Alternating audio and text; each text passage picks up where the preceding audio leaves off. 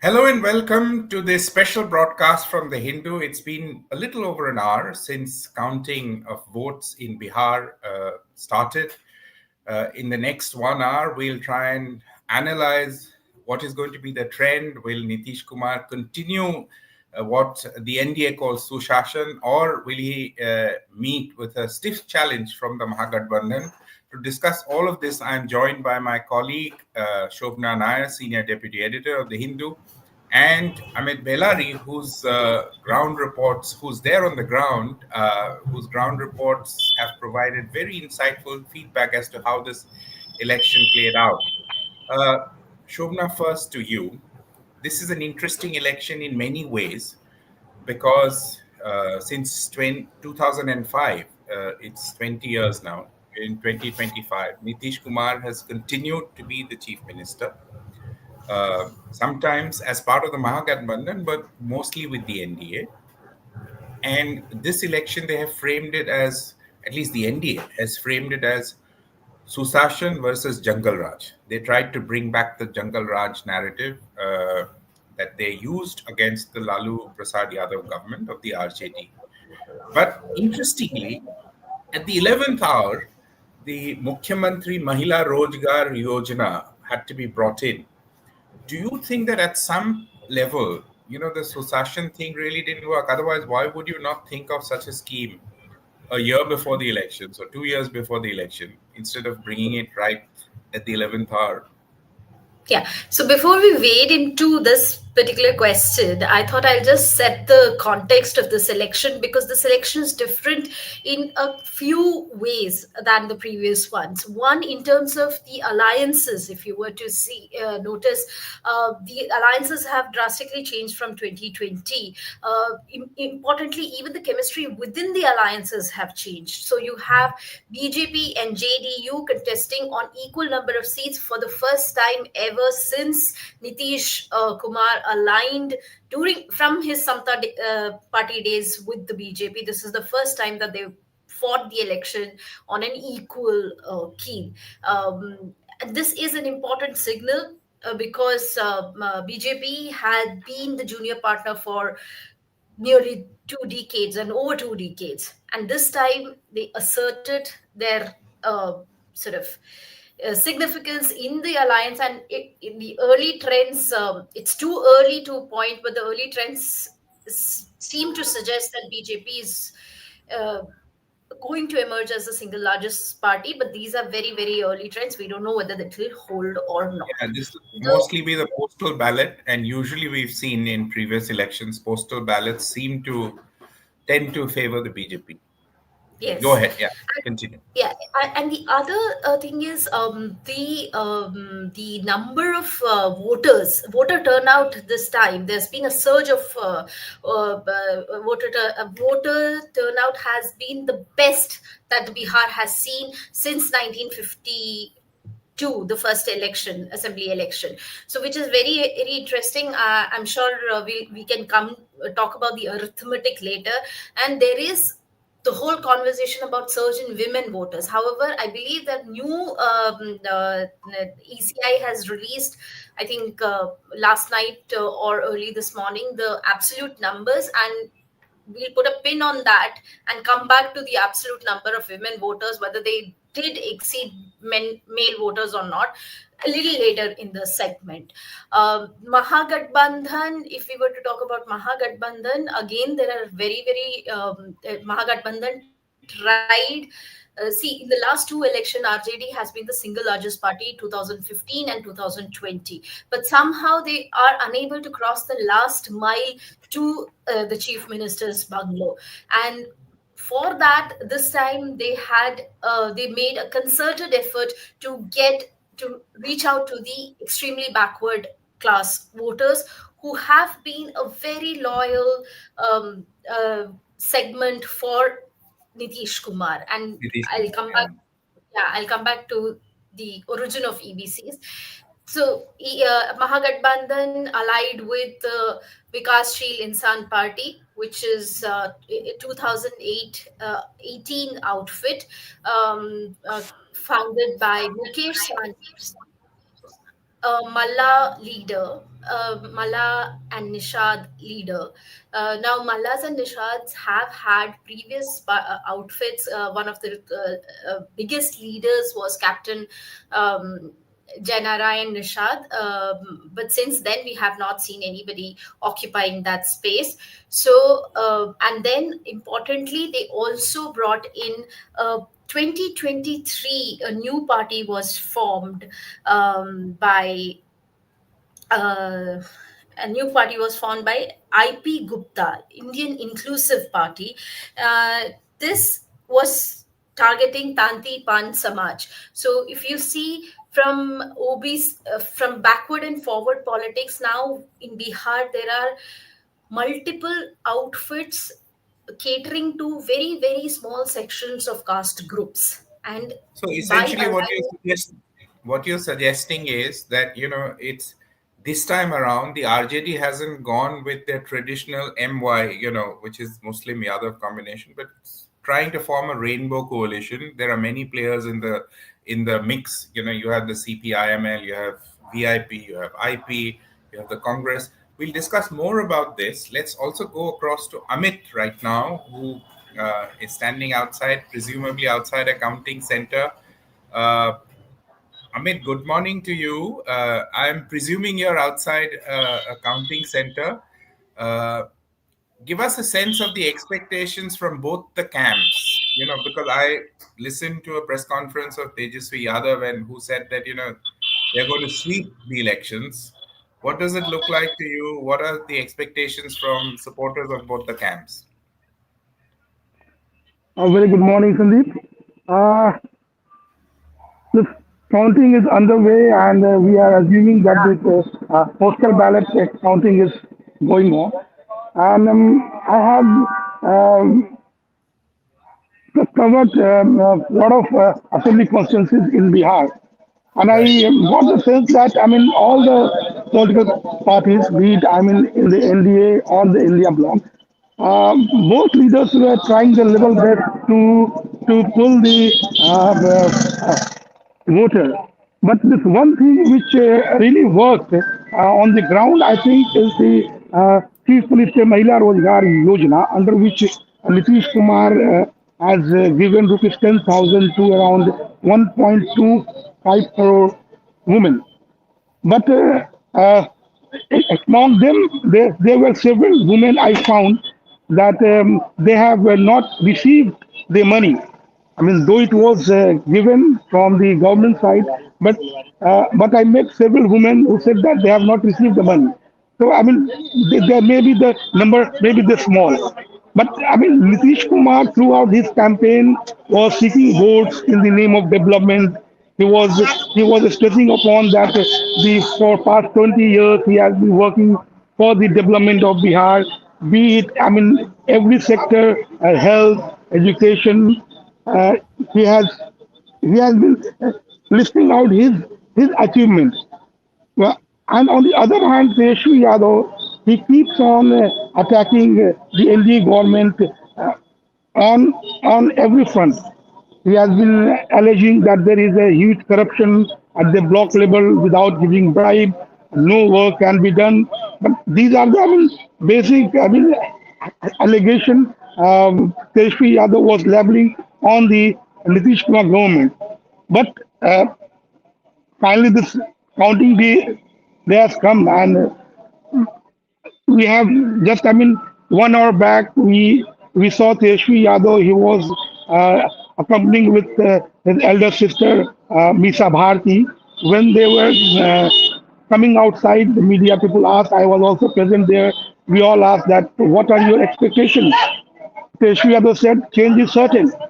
So let's see. We all are waiting for the change, and I mean if this India bloc leaders, they last night they all showed the bold face, and at around 10:30 they held a press conference. At around 10:30 p.m. they held a press conference. Mukesh Shani, CPIML, Deepanka Bhattacharya, Krishna Allavaru, they all held a joint press conference. and they said that there should not be any impartiality in the counting. So, I mean, this Algeria MLC had given a warning after which the FIR was lodged against him, against Sunil Kumar, Sunil Singh, the Algeria MLC, because he has given the warning. The FIR was Right. lodged against him. Yeah, Amit, I want to hold your thought there. I want to ask you two quick questions. Then I want to take the same question to Shobna, which I had asked. You said that some of the women complained that they haven't received the money, but the announcement was made well before the elections. I'm sure a lot of people have received the money. A lot of the women have received the money, and it would have helped before the festive season. But the question still remains that if they had to announce this kind of a scheme for women employment, why did they have to wait until the 11th hour of the elections? Why did they not announce it a year ago, let's say? So, do you think somewhere down the line, the narrative that the NDA has built about, Sushashan or good governance, uh, maybe they were underconfident of it, or do you think this is because there is a third factor in this election, which is Prashant Kishore, and he's the X factor, really. One doesn't know who his voters are going to be. Is it going to be from the NDA lot of voters, or is it going to be new voters, or is it going to be, you know, the RJD and Mahagathbandhan voters? See, I mean, this is what I got the sense on the ground that if Nitish Kumar had done a lot of development work, then what was the need to give rupees 10,000 at the 11th hour? What was the need to increase the honorarium? What was the need to increase the pension of the Anganwadi Sevika and and the people who were associated with this lot of work at the block level?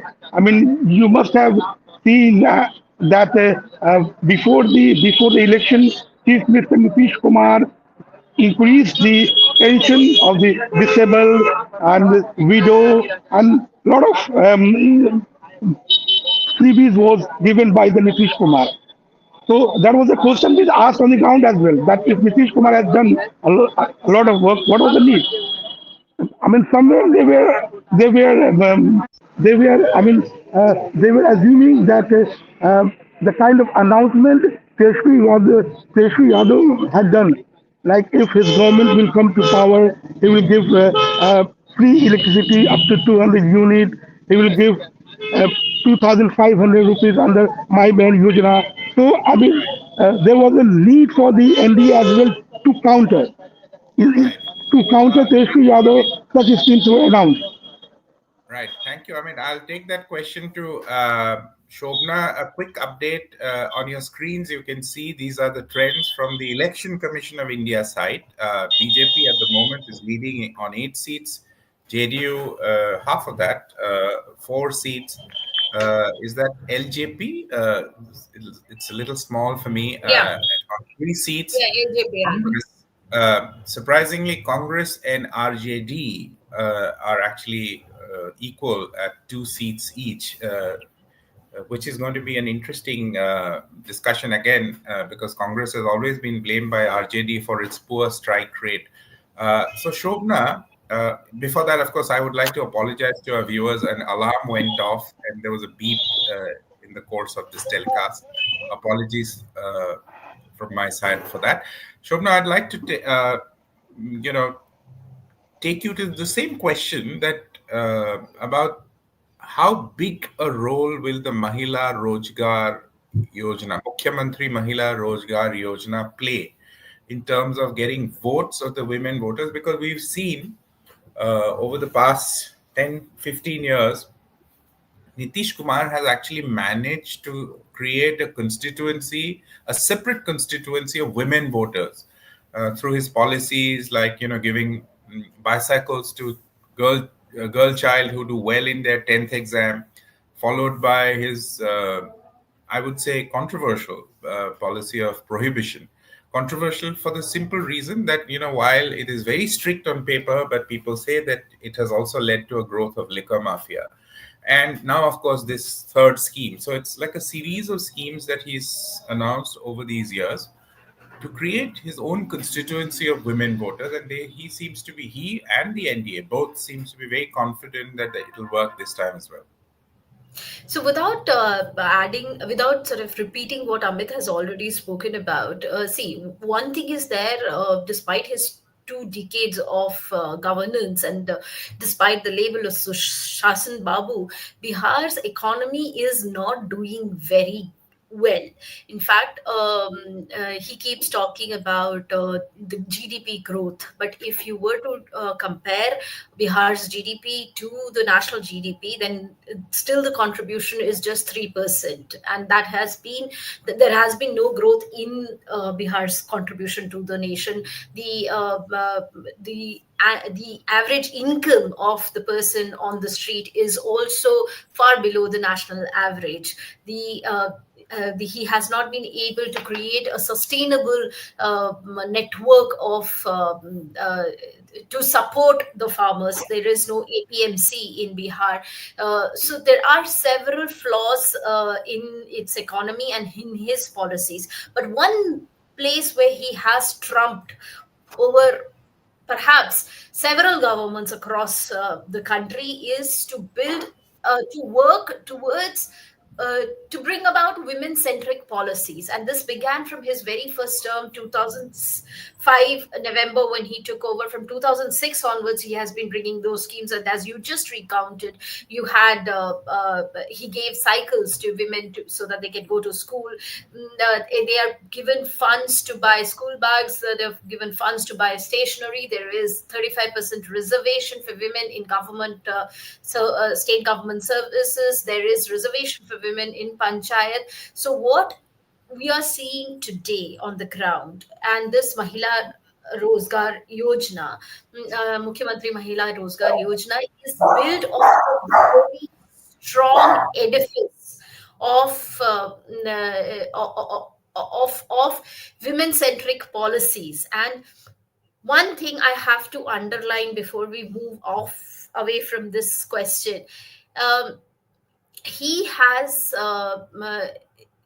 all these policies have brought distinct, I mean, the women that has created a political awareness among women voters, and they are not anymore just mute spectators in this political game. They have a voice, and in my experience, wherever I went, I was surrounded by women who wanted to tell me their opinion, and who wanted to talk about who wanted to argue their case themselves. And there were in fact, there is a lot of anger.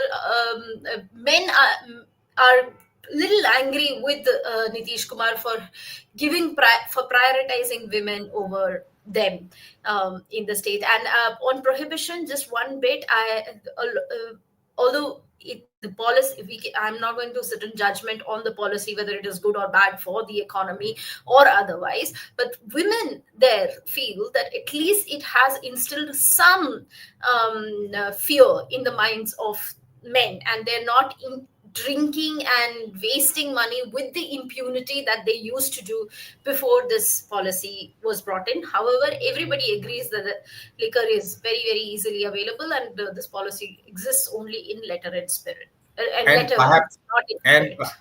yeah, and perhaps the counter to that argument that men are not drinking or spending more on drinks can be countered from the fact that, now you pay double or triple the price of a bottle that you would have otherwise in the black market, or to buy through bootleggers, if instead of buying through the normal route. Now Hmm. I want to take you to the question of the X factor in these elections. Prashant Kishore, you've traveled extensively in Bihar in these elections. What do you think would be the impact? Before we go, a quick update on the numbers. BJP leading on 21. This is as per the Election Commission of India site. On 21 seats, JDU on 16 seats, RJD on 8 seats, Lok Jan Shakti Party on 4 seats, uh, Indian National Congress on 3 seats, and CPIML on 1 seat. Shobna, So far we haven't seen Jan Suraj opening its account. No, we haven't. But Sandeep, I want to put a pin on your question and I'll come back to you. I just want to give another alert. As we had suspected, and as there were indications, Tejasvi Yadav addressed a press conference yesterday in Patna, indicating that if there are any troubles in count, I mean, he basically appealed to his cadres to ensure that there is no trouble in counting. And now, at 8:30 this morning, Dipankar Bhattacharya, CPIML General Secretary, he has tweeted highlighting a few things. He has tweeted an Election Commission press release, which highlights that. And as per his claims, as per this press release, the absolute number of women voters is not does not exceed the male voters. And if we can share his tweet also on the screen, he has said that he has also raised questions that the Bihar electoral roll after SIR had 7.42 crore voters. The post poll ECI press note, however, puts this figure at 7 crore 45 lakh 26,858, an increase of nearly 3 lakh votes. And he is asking where did these votes come from. And interestingly, in the last couple of days since the first phase, we have been talking about how there has been a huge surge in women voters. However, the final figures indicate that the women voters, in terms of absolute numbers, do not exceed the male voters. So this adds another angle. We have. I just wanted to, in 2020, there were at least 55 seats out of the 243, which was won by margin less than 5,000 votes. The counting went on till late in the evening. There have been many instances when there were last rounds of recounting. In fact, Hilsa, a seat in Nalanda, at 5 p.m., the RJT candidate was handed over the victory certificate. But later on, he had to return it because the counting proved that the JDU candidate had won by 12 votes. So I suspect through the day, we will be seeing such developments. There will be several close calls on various constituencies. And so I just wanted to put that out. Yes, yes. Now, I remember that election, when a channel had actually called the election in favor of a certain party, and then it completely turned around. I think this was 2015, if I recall correctly, 10 years ago. So, yes, I mean, these elections too could go down to the wire. But I was asking you about the X factor in these elections, yes, which is yes. the third party, the Jan Suraj party. Prashant Kishore, I mean, earlier Amit was saying that he spoke to Tejasvi Yadav and his sister, Misa Bharti, and both of them said that change is certain. Now, if there's one man who agrees with that kind of a scenario, it's Prashant Kishore. He's campaigned extensively. He's really worked hard for the past 3 years. He's hit the ground. He's given n number of interviews, and in every interview, he says that Nitish Kumar is not going to be the chief minister. And I mean, I'll come to that again. That's a different debate, actually, altogether. Whether he will continue to be the face and chief minister, even if NDA were to come to power, or as is being projected that they are coming to power. But what Prashant Kishore is indicating is that change is certain. So, did you get a sense on the ground when you traveled? And what about the youth?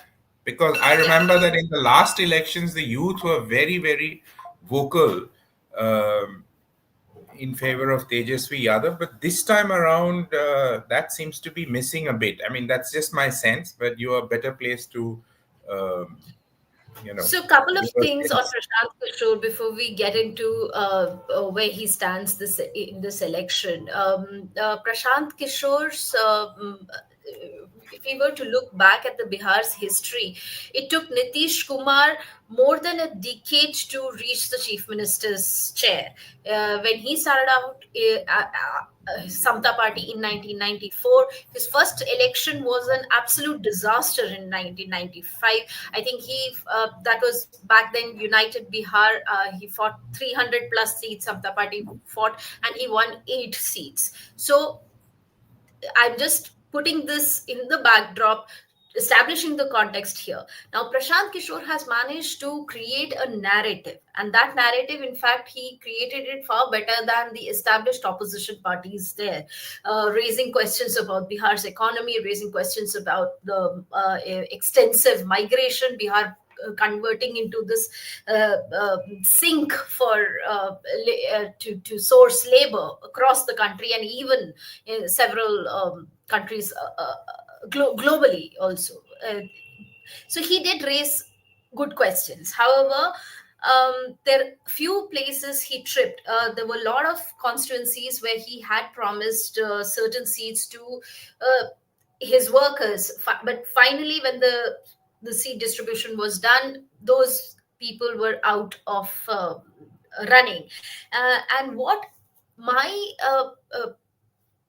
my reading from visiting various places was that he has garnered interest in urban pockets, especially among those young voters who are disinterested or disillusioned with the BJP JDU combined in Patna and would like to see change. These are the aspirational voters who are educated, probably, but are not unemployed or discontented with their current economic situation. Now, see, Prashant Kishore's entire campaign was based on the assumption that there is a huge anti-incumbency, and often comparisons were made with Arvind Kejriwal in Delhi, to Yes. point out that the way Arvind Kejriwal managed to consolidate on the anger that people felt for the Congress, Prashant Kishore will also be able to. However, that is one thing that was missing in Bihar. There is no overarching anger against Nitish Kumar. And I would underline this again and again against Nitish Kumar, because he is still seen as an upright person with no corruption paint against him. And but in the rural, having said this, in the rural region, Prashant Kishore is looked at with distrust and disinterest. People feel Right. that he has a long way to go before he can prove his mettle, and they are not willing to waste their vote on an untested variable. So Right. I think that kind So, of trip Prashant Kishore. right. So you're saying that Prashant Kishore actually finds more acceptance in urban areas than rural areas. Amit has Yes. also joined us, but before I go to Amit, I just want to do a quick recap of the figures, the leads that have come in from the election commission side. 25 to the BJP. BJP is leading on 25 seats, closely followed by JDUs on 16 seats. 10 seats to RJD, 5 seats to LJP, the Lok Jan Shakti Party, 3 to 3. Congress is leading on 3 seats, CPIML on 1 seat, and the last one is the Jan Swaraj Party. Sorry, I can't. It's too small for me. The screen. So let's call it as others. So Amit, I want to ask you this question. Uh, Apart from Mahagatbandhan and the JDU, NDA, I mean, the JDU BJP combined, we saw Prashant Kishore as the third factor, and a very vocal campaign, a very visible campaign. He carried out Padayatra. He's stayed, Bihar is his home state, though he's quite global in terms of what he does, what he did so far. From being a development professional in the US to working in the UN to advising political parties across across the country, and then now, of course, focusing on his home state. What is your assessment of the impact he's had in these elections? Shobna said how Nitish Kumar really took a long time from his Samta Party days to where he's emerged now. What is your assessment of Prashant Kishore's hold on the ground? Hello, Sandeep. Prashant Kishore has made an impact, but how, I mean, this impact would be visible in terms of the seats, whether he wins or not. But of course, he has made his own space in Bihar election because for past 3 years he has been roaming around the, I mean, nook and corner of all the uh, villages in Bihar. And he has been claiming that the kind of work Chief Minister Nitish Kumar should have been done, he has not delivered in in 20 years. So he was conclusively saying that earlier there was no option. Either people have to choose between Lalu or Nitish Kumar. But now there is a third alternative in the form of Jan Swaraj Party, and people should give him a chance. And he has made several promises, and he has been continuously stressing that people should vote in the name of the future of their own children, because uh, he has been asserting that the children of the poor people are not getting the good education, and they are not getting the the benefit which they deserve. And Chief Minister Nitish Kumar is is is busy in his own. I mean, he has been captured by the. That was the allegation Prashant Kishore labeled that he has been captured by the BJP leaders. And one thing Prashant Kishore has made the impact among the youth voters, because he feels that the youth who are Uh, educated, who want. I mean, I was going to ask you that as a follow up. That Shobna also said that she got the sense that in urban areas, the youth, people who are disillusioned with both JDU and RJD, are looking towards Prashant Kishore. You also mentioned that youth, he has made an impression among youth voters.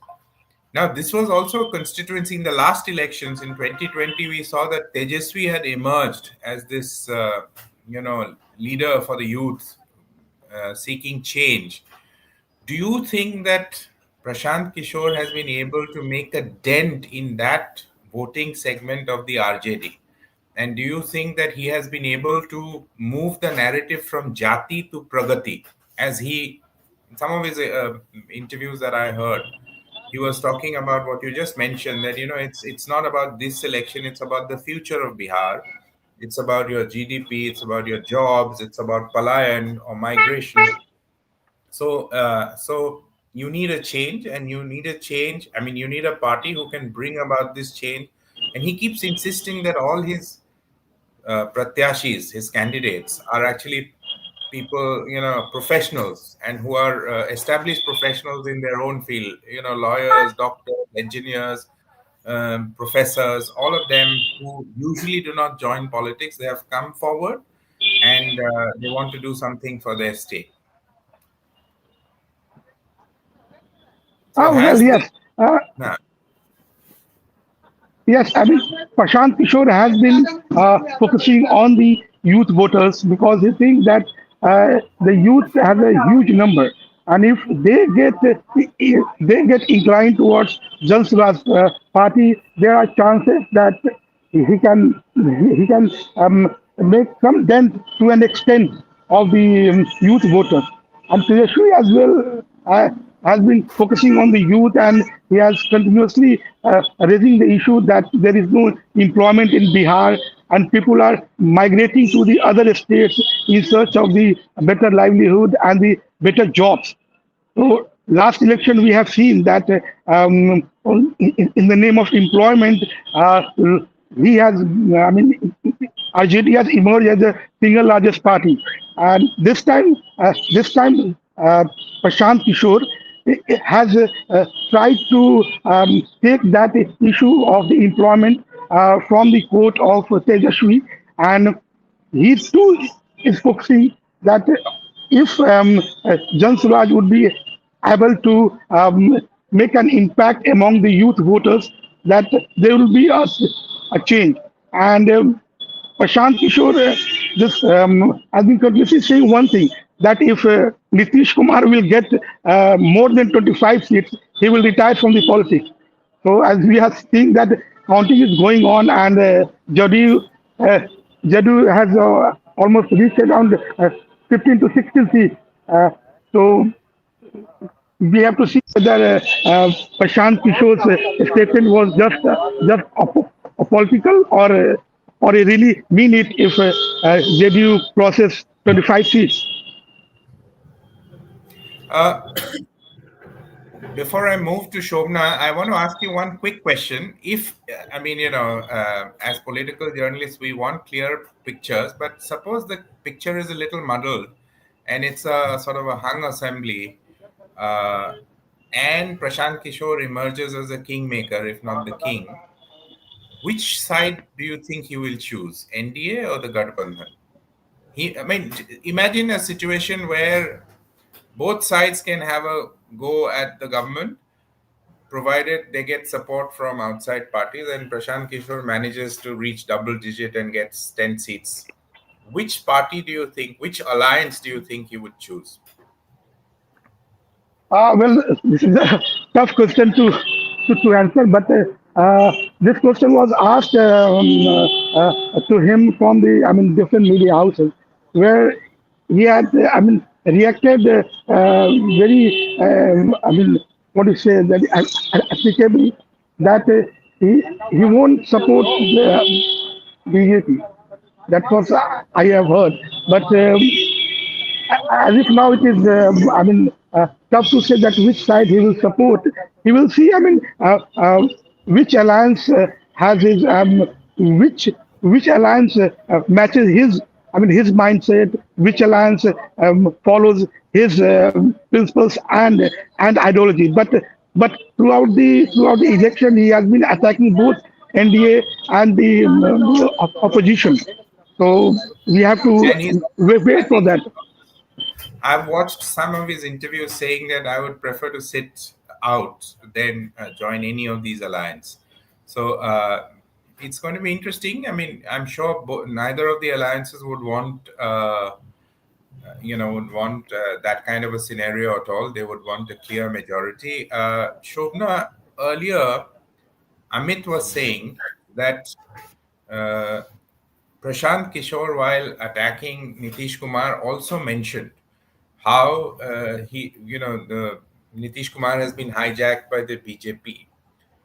There are concerns about his health, and Prashant Kishore is one of those leaders who has actually, because this is a sensitive issue, he is a popular leader, he's the incumbent chief minister. People do not like to hear, things which are in bad taste. But then, obviously, it is an issue. So there have been questions regarding Mr. Nitish Kumar's health, and there is this speculation that even if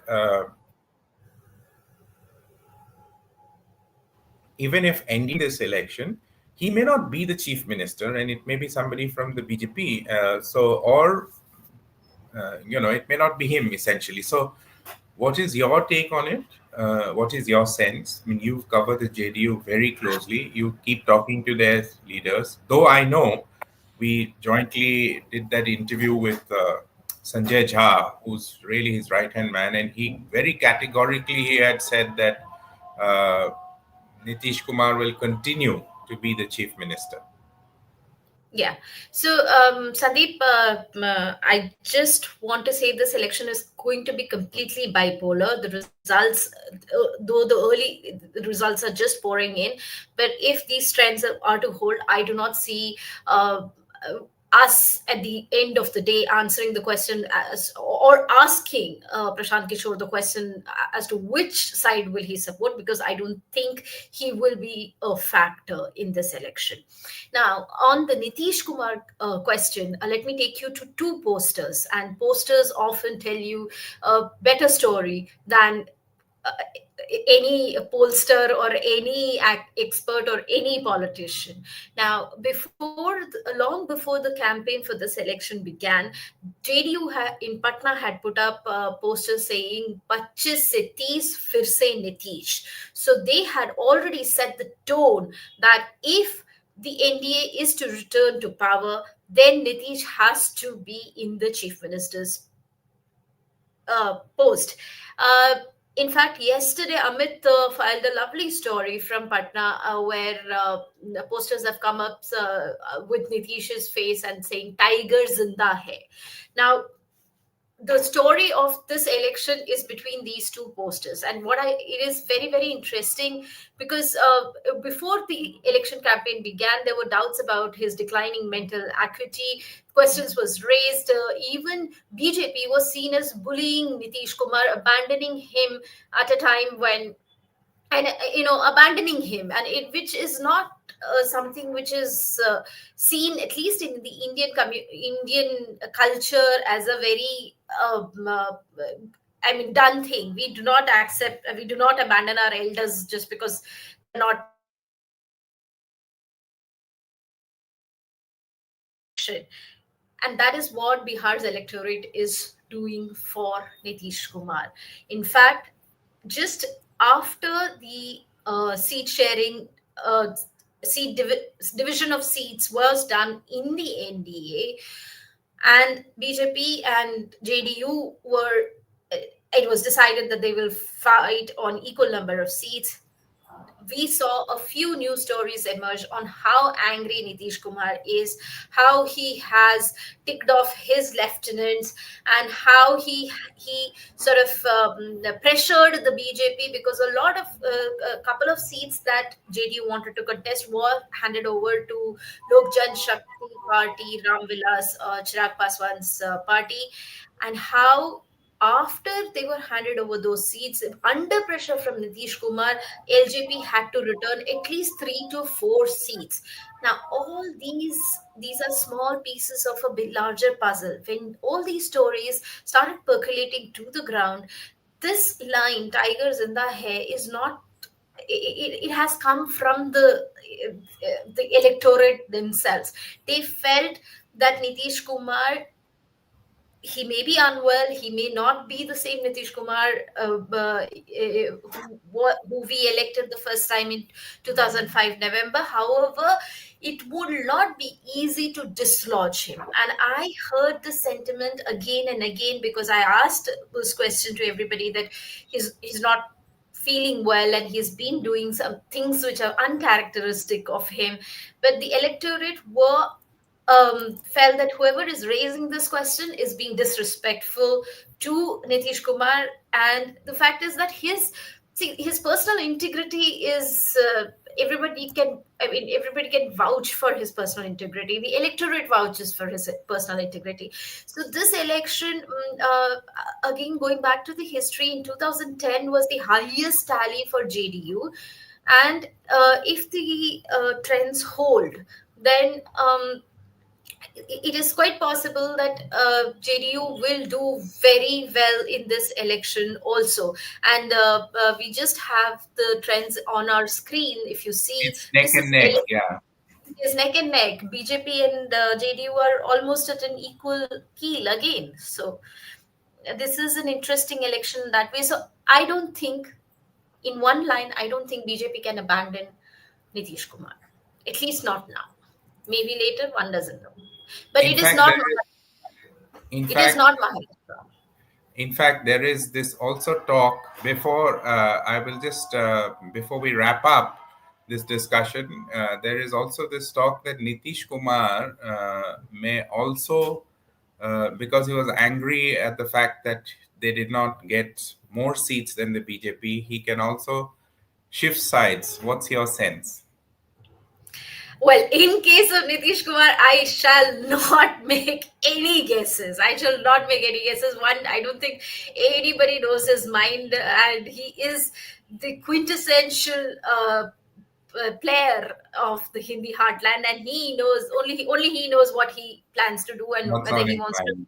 Yeah, whether he wants to switch or not. But yes, I have also heard this buzz, and this is something that in every election one does hear this that Nitish Never Kumar say is. never, as they say. Thank you so much, Shobna, and thank you so much, Amit.